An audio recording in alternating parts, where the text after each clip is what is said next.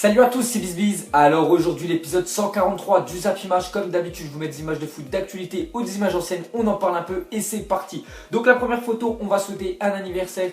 Donc c'est l'anniversaire de Kevin Prince Boateng, on peut dire le frère de Jérôme, celui qui joue au Bayern Munich. Donc il fête ses 30 ans aujourd'hui, donc j'ai mis une photo quand il joue au Milan AC, même si maintenant il est plus au Milan, il joue à Las Palmas en Espagne. Donc bon anniversaire à Kevin. Ensuite on va parler de la Ligue 1. Donc hier on a regardé enfin tous les scores bien sûr du week-end. Donc on voit que tous les grosses équipes ont gagné, enfin surtout le trio. Donc le PSG 1-0 face à Nancy, j'ai pas vu le match mais j'ai vu qu'ils ont obtenu un penalty je crois vers la 80e, donc ils ont un petit peu galéré face à Nancy.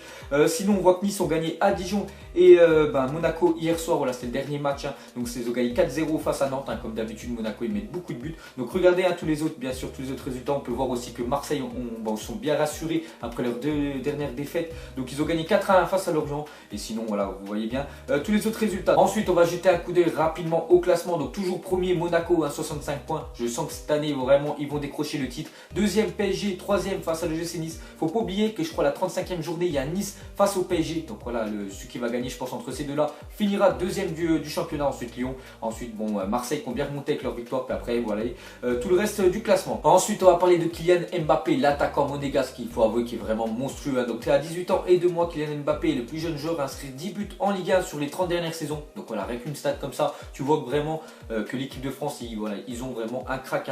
Donc voilà, hier il a encore mis son doublé face à Nantes. Et voilà, j'espère que juste l'année prochaine, il va rester à Monaco et pas déjà partir dans un grand club. Parce que pour lui, à mon avis, lui il aimerait bien partir, mais qu'il reste encore à Monaco, qu'il prenne du temps de jeu. Ensuite une photo du public parisien, donc la petite banderole chambreuse des Parisiens pour les Marseillais. Donc regardez, c'était pendant le match PSG face à Nancy. Donc regardez ce qu'ils ont marqué, 1-5, le rêve américain. Bien sûr, voilà, c'était le score du dernier Classico la semaine dernière. Donc ils ont un petit peu chambré les Marseillais. Donc voilà, par rapport bien sûr à l'humiliation qu'ils ont pris 5-1 chez eux. Ensuite on va partir en Espagne et on va parler du Barça. Parce que le Barça, voilà, le prochain adversaire du PSG mercredi en 8e de finale retour de la Ligue des Champions. Donc hier, enfin c'était samedi plutôt le match, Barça 5-0 face à Celta Vigo. Donc s'ils font ce score là, voilà, ils seront qualifiés. Donc ils ont mis pas mal de buts à ce match là, 5 buts, enfin voilà 5-0. Et le match juste avant ils avaient reçu Sporting Riron, ils avaient gagné 6-1. Donc voilà, sur 2 matchs ils ont mis 11 buts. Donc on peut voir voilà, qu'ils sont vraiment chauds en attaque. Donc on verra, bien sûr j'espère que ça va le faire pour le PSG, parce que Celta Vigo et Sporting Riron, c'est pas la même défense que le PSG. Ensuite on voit que Messi est prêt pour le choc face au PSG.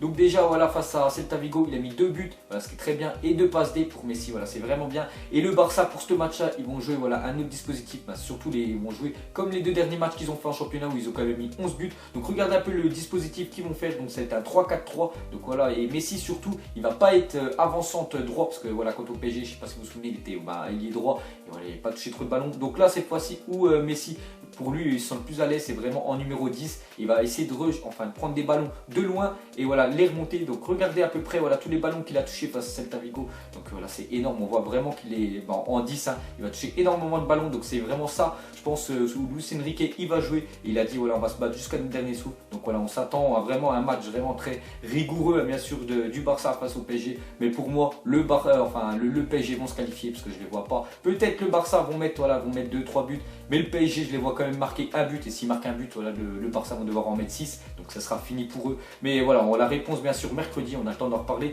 de tout ça. Ensuite une déclaration d'Adriano, l'ancien joueur du Barça. Il a dit il reste 90 minutes au Barça pour faire une remontada face à Paris. En les connaissant, ils sont capables de tout. Et voilà, ça reste vraiment possible bien sûr de faire cette remontada. Donc voilà, encore une déclaration bien sûr, comme je l'ai dit, au Barça les gars, tout le monde y croit, cette remontada du Barça face à Paris. Même moi si j'y crois pas, parce que c'est vraiment compliqué pour eux. Ensuite les gars, on va continuer en Espagne. On voit que Ressé est prêté à Las Palmas par le PSG. N'oubliez pas qu'il appartient toujours à Paris, qu'ils l'ont prêté à Las Palmas. Donc hier il a mis un doublé, voilà, donc c'est bien pour le moral pour lui. Ça faisait longtemps qu'il n'avait pas marqué de but. Donc voilà, ils ont gagné 5-2 Las Palmas face à Osasuna. Donc bien joué, on va dire Ressé. Ensuite une déclaration de Franck Ribéry, il a dit j'ai les mêmes sentiments qu'en 2013. Le Bayern Munich va peut-être gagner la Ligue des Champions. Donc pour moi voilà, c'est mon favori quand même le Bayern. Cette année je les vois gagner la Ligue des Champions, parce que c'est vraiment très puissant, que ce soit en Bundesliga ou même voilà, en Ligue des Champions. Enfin tous les matchs qu'ils ont fait, ils sont vraiment ils sont monstrueux. Hein. Donc pour moi c'est mon favori, donc voilà, peut-être ils vont faire la même épopée qu'en 2013.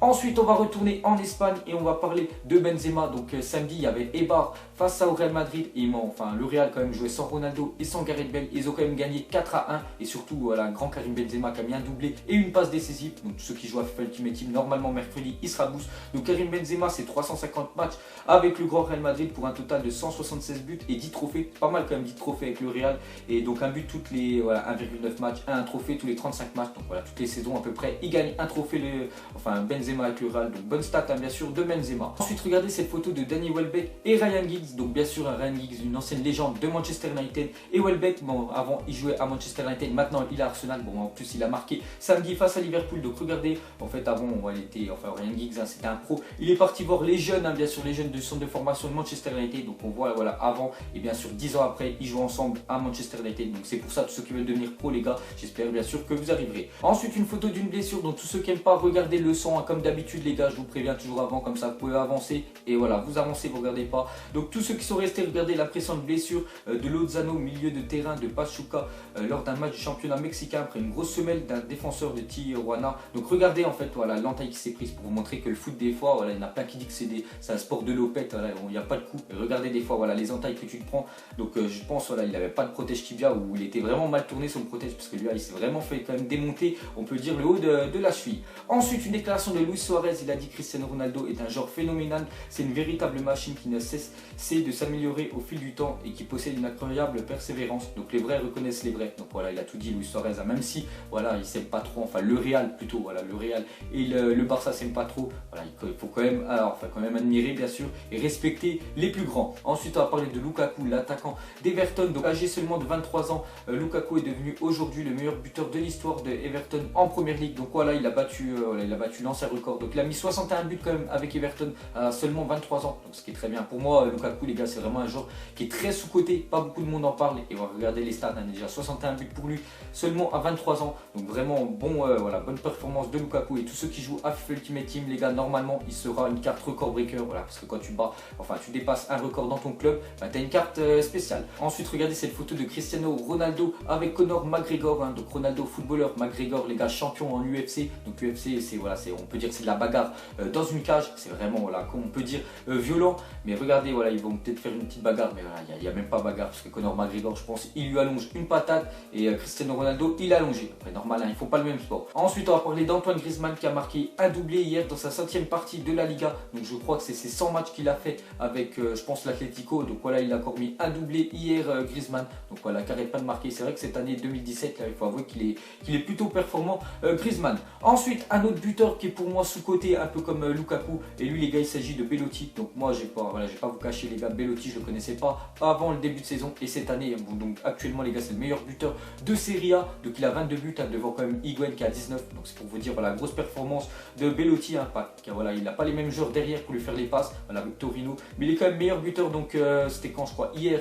il a mis un triplé. Donc regardez son triplé en 7 minutes pour vous montrer que c'est vraiment un joueur sous-coté et je pense l'année prochaine il va être transféré. Donc voilà, Andrea Belotti les gars, très gros joueur. Ensuite regardez cette belle brochette d'entraîneurs, donc Tito Villanova, Luis Enrique, José Mourinho et Pep Guardiola, tous des apprentis de Luis van Gaal, parce que Luis van Gaal pour ceux qui ne savent pas il avait entraîné le Barça dans les années on peut dire début 2000. Donc regardez tous les futurs gros entraîneurs qu'il avait sous son aile. Donc bien sûr Pep Guardiola, vous connaissez sa carrière d'entraîneur. Ensuite José Mourinho la même chose, Tito Villanova, lui il avait entraîné le Barça, après bien sûr il était décédé tragiquement à cause je crois il a eu un cancer, et bien sûr Luis Enrique l'entraîneur actuel du Barça. Ensuite on va comparer les stats d'Aubameyang et Lewandowski lors de leur début à Dortmund. Donc on va Aubameyang 75 buts en 117 matchs, vraiment très gros ratio, et Lewandowski on peut dire la même chose, 74 buts en 131 matchs. Donc voilà, on voit quand même qu'Aubameyang il était plus performant à Dortmund que Lewandowski. Ensuite une photo de Zidane lors de ses derniers instants de footballeur, donc regardez le passé devant la Coupe du Monde, donc c'était lors de la Coupe du Monde bien sûr 2006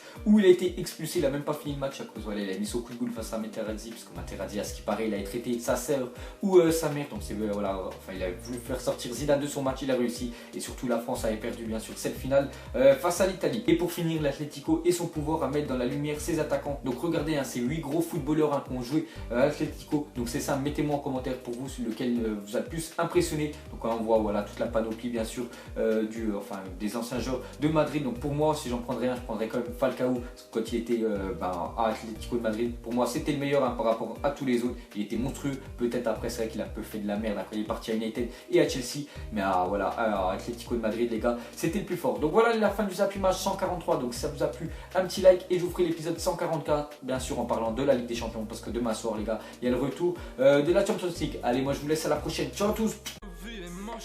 Donc on l'a maquillé avec des mensonges. Et que son âme est moche, plus qu'à la maquiller avec des mensonges. Je sais pas ce qui se passe dans ma tête. Parfois, je voudrais sauver la terre. Parfois, je voudrais la voir brûler. Ça va pas trop, je roule un terre. Trop de haine pour 9 mètres carrés. Tristesse, faut pas.